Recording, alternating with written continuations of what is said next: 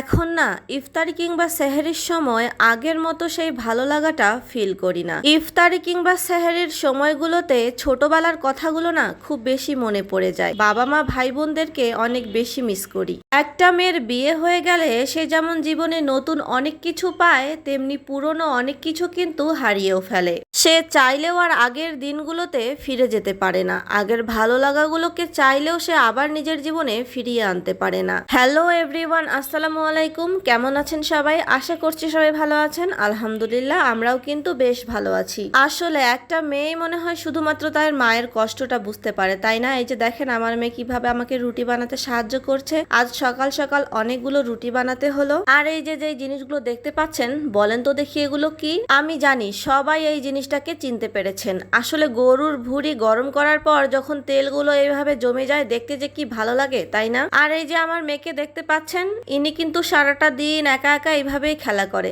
আসলে শহরের বাচ্চাগুলো না খুব নিঃসঙ্গ জীবন যাপন করে, দেখতে কিন্তু খুবই খারাপ লাগে। তো দেখতেই পাচ্ছেন, আপনাদের সঙ্গে গল্প করতে করতে কিন্তু রাতের রান্না বান্নার আয়োজন করে ফেলেছি। আজ রাতে কিন্তু শুধুমাত্র আমি গরুর ভুঁড়ি রান্না করব, কারণ আরো তরকারি আছে, তাই শুধুমাত্র ভুঁড়ি রান্না করব আজ রাতে। আর এই ভুঁড়ির তরকারি হলে কিন্তু অন্য কোনো তরকারি আর খেতে ইচ্ছে করে না। ভুঁড়ির সঙ্গে কিন্তু একটু আলু মিক্সড করব। আলু দিয়ে ভুঁড়ি রান্না করলে আমার খেতে বেশি ভালো লাগে। আর দেখতেই পাচ্ছেন আমি কিন্তু রান্নাটা অলরেডি বসিয়ে দিয়েছি। আর আমি ভুঁড়িতে কিন্তু কাঁচা মরিচটা ব্যবহার করি, আর সামান্য একটু মরিচের গুঁড়া দেই যাতে কালারটা ভালো হয়। আমার মনে হয় কি জানেন, ভুঁড়ির তরকারিতে কাঁচা মরিচটা ব্যবহার করলে খেতে বেশি মজা হয়। আর রান্না করতে করতে মেয়ের খাবারের সময় হয়ে গেছে, তাই একটা ডিম পোস্ট করে নিচ্ছি, তাকে রাতের খাবারটা খাইয়ে দেব। আমি কিন্তু প্রথমে ভুঁড়িগুলোকে খুব সুন্দর করে ভুনা করে নিয়েছি, তারপর এখানে আমি আলুগুলো মিক্সড করে দিচ্ছি। আসলে ভুঁড়ির তরকারিতে আলু দিলে আমার কাছে বেশি ভালো লাগে। তো এখন আমি পানি দেব না, ভুঁড়িগুলোকে আলুর সঙ্গে একটু ভালো করে ভুনা করে নেব, তারপর এখানে সামান্য একটু পানি দিয়ে দেব।